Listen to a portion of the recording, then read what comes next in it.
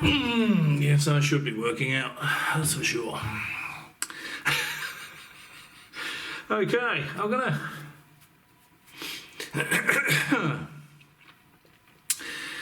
gonna tell you a bit of a story that will probably surprise you. Many years ago, when I lived in the UK, I worked for what was known as a trusted defence contractor. And part of what I did was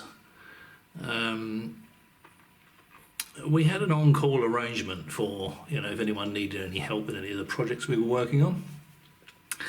But we also had an arrangement with DI-55. If anything interesting fell out of the sky in the UK, our on-call guy would go with DI-55 and attend. And it was my turn to be on call. And I'd been on call for 2 or 3 days. We used to do blocks of on-call, sort of 7 days in every 2 or 3 weeks, something like that. Actually, no, it was longer than that. It was 6 or 7 weeks. On this particular occasion, I got a call, and they said, well, something has fallen in Wales. And they wanted me to go with some other people and take a look at it. Now, at the time, it was the Cold War. The only other game in town was, other than the Americans, was the Russians. And the Russians, naughty chaps that they are, they used to put radiothermic generators on their spy satellites, okay, nuclear powered. And we thought, well, or somebody thought it might be something like that, and if it spills out the radioactive material, it could be a problem. So we better go and take a look at it. Now, I said, well, it's going to take me three hours or so to get there from where I am. They told me where it was. It was in North Wales. And they said, well, is there anywhere nearby where a helicopter can land and pick you up? And I said, well, actually, yeah. I live in a little village. There's a village green. You can come pick me up. So, sure enough, they said, yeah, no problem. So, get yourself down to the village green and we'll get you picked up very shortly. So I thought, okay. So, not a very big village. I went down there, I went down to the village green. It was about 10 o'clock at night. The pub was in full swing. And there was a couple of cops already at the village green. And they said, are you the VIP? And I said, well, I've never been called that before. They said, are you the guy that's come to meet the helicopter? And I said, yes. So they said, okay, no problem. And, I thought they'd probably send a gazelle or a lynx or something, But shortly after I got there, a Chinook turned up and it woke up the rest of the village. And I was trying to hide my face. I thought, oh God, this is going to be terrible.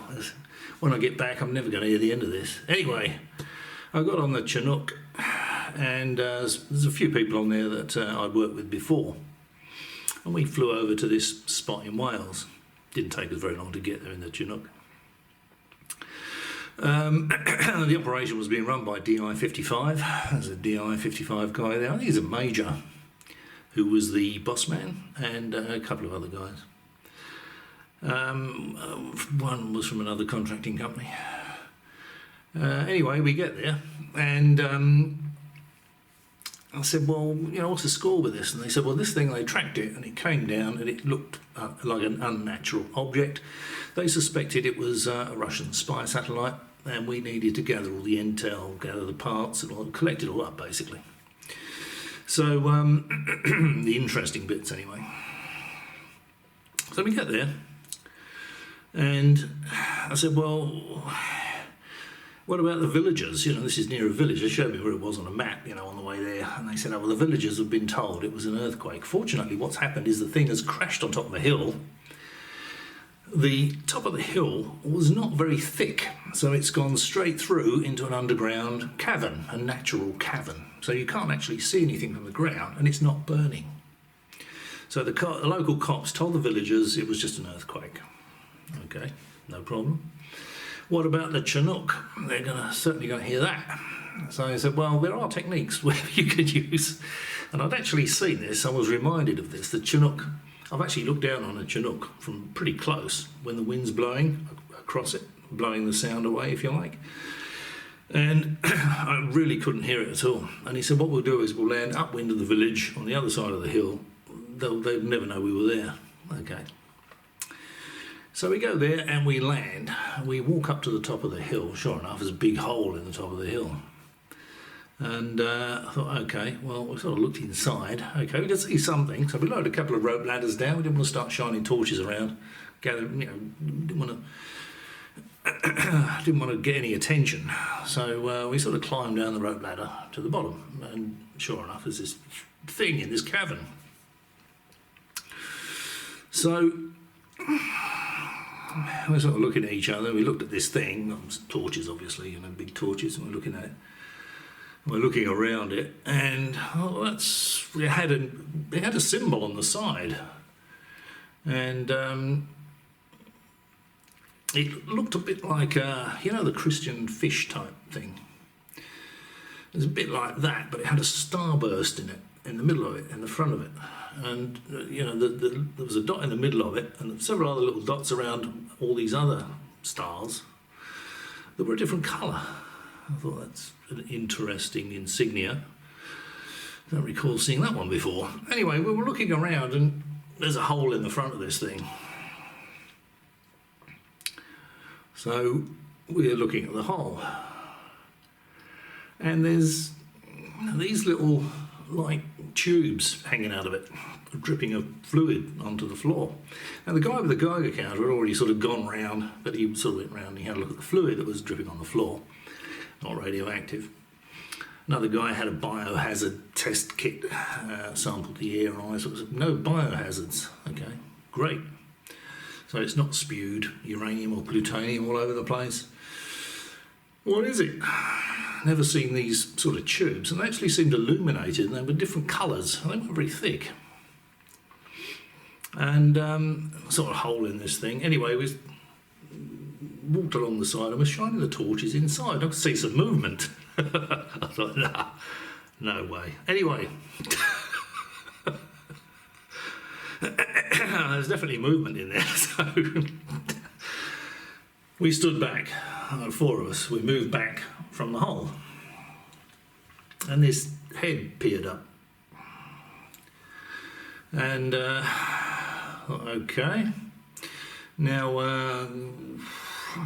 Didn't look like anything I'd ever seen before. So anyway, this thing climbs out of the hole, slides down the side onto the floor.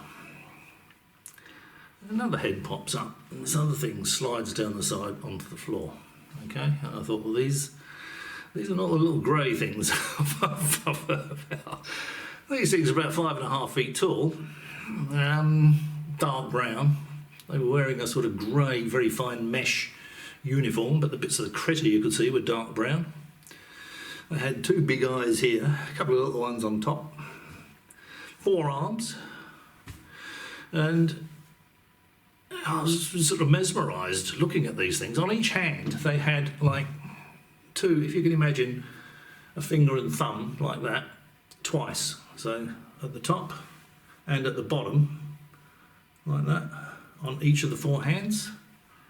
So they had a lot of physical dexterity, these critters. And they were sort of picking these pipes up and doing things and not taking a great deal of notice of us. And then they just stopped, and then they started looking at us. And I just went like that. I just shrugged. And they did the same. They just went like that. Looked really weird with 4 arms, 4 arms each. So I thought these guys are, these are not from around here, I mean, they do some strange things in Wales, but they're not going to produce anything like this. with sheep or anything else. So I said, no one else seemed to be interested in saying anything. So I said, can you understand me? And they looked at each other, and one of them produced something that looked like an egg.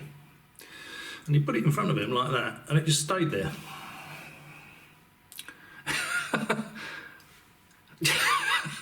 It just stayed there. And it said, yeah, we can understand you. It chirped and made some chirping sort of noises. And it said, yeah, we can understand you. And I said, well, do you need any help? And they said no, it's no problem. That they and the vehicle would be recovered very shortly, and we'd be off the planet and out of our hair, basically. And I said, well, okay, well, that sounds good to me. But you need to make it quick, because I said the Americans, I don't know whether they knew who I meant. I said the Americans are going to be, they're not far behind us, the Americans are going to be here soon, and they might not want you to leave.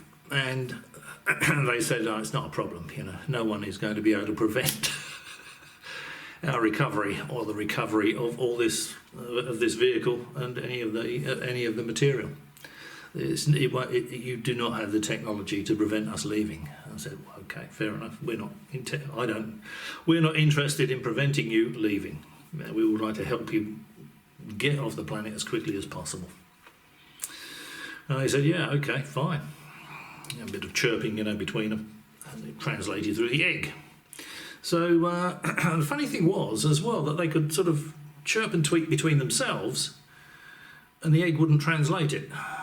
So it was like an intelligent egg. Really peculiar. And I said, what are these things hanging out of your spacecraft? These little pipes. And they said that they were the sort of main electrical conduits. And I said, they don't look terribly thick. And he said, no, well, they're sort of capillary tubes full of superconducting fluid. Superconducting fluid, we've had superconducting fluid that can conduct at any kind of temperature forever, We don't use cables like you guys do. We don't use copper cables. So just for the power wiring around the ship, these little tiny capillary tubes full of superconducting fluid. Different colours or different voltages or currents or whatever. So yeah, it's interesting. And I said, out of curiosity, can you tell us, how you got here from your star system? And they said, well, one said I'm a pilot, and the other one said, well, I'm a scientist, but I'm not that kind of scientist. I do atmospheric readings, seawater, plants, this sort of stuff. We take samples from the planet, The propulsion system, we don't have anything to do with the propulsion system. I said, well, couldn't you give us a clue, And they said, well, it's got something to do with dark matter. It manipulates dark matter. And they got a sort of mothership, for want of a better word, that's parked just outside the geostationary geostationary satellites, television satellites, comm satellites, just on the outside of that geostationary satellite ring. They said they've been here a few times, they've never been detected. It's the first time they'd had a problem. And this big ship, this mothership, if you like, this was just a little scout thing. They had 2 or 3 of them doing stuff around the planet at the time. And they use some sort of fusion power to generate the actual power, but what it does is it manipulates dark matter, the actual fabric of the universe, of the galaxy. That's how it propels itself around. It's nothing to do with anti-gravity. The small ships use anti-gravity because it's useful for flying around a planet. Anti-gravity drive is not useful for flying between stars. So I thought, okay, well, that sort of makes sense, really, doesn't it? I was nodding there. And so I don't suppose there's any chance we're going to see this ship, is there? And they sort of chirped and tweeted between them. The egg didn't translate, And one of my colleagues said, that sounds like they might be laughing. And I said, maybe humour is common amongst all intelligent species. And they said yes. Then the egg said yes. The ones they'd come across all had humour. So I thought that was quite interesting. So we said, well, how long do you think it's going to take for you to get off the planet? And they said, oh, the recovery vehicle, which is it's not a mothership, obviously, it's something a bit bigger than this thing, but we were looking at, but it was almost on top of us. So basically, we said, okay, well, we'll get out of your way then. And they said, thank you very much. And we just climbed out of the hole, and we sort of stood back and watched, and this thing turned up, covered the top of the hole. It wasn't illuminated at all. You barely see the bloody thing. There was a few noises, and it flew away. When we looked in the hole, there was nothing there, not a scrap. No critters, no debris, nothing. And I said to the DI-55 guy, I'm glad I'm not the one that's going to have to write this up.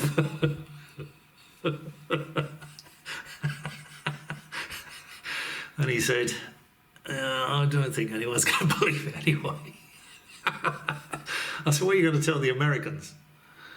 And he said, I'll tell them it was there. He said, I'll tell them what we experienced. Then they'll fall about laughing and go back down the pub. So there we go. That's and that's how I know, that none of these clowns out there have any ET biological material or technological material. Not a scrap is left here if they have a mishap. It's as simple as that, But that was quite an interesting experience. And when I got back to work, they just fell about laughing. They said, "You're having us on, What did you really find?" Well, I couldn't say I found a Russian satellite because they'd expect me to have bits of it, So I said, look, that's what happened. Take it or leave it. So there we go. All right, well, if you've struggled through this video, as usual, all the way to this point, many thanks for watching. And I just showed a bit more of the place just for the remote viewers, as they're doing such an extremely poor job of describing the inside of my house. So I thought I'd give you another little bit to look at. If I give you a few more bits, you might get a few remote viewers actually describing it. That'll be a bit of a giveaway, won't it? All right. Well, thanks for watching. Maybe I'll catch you again.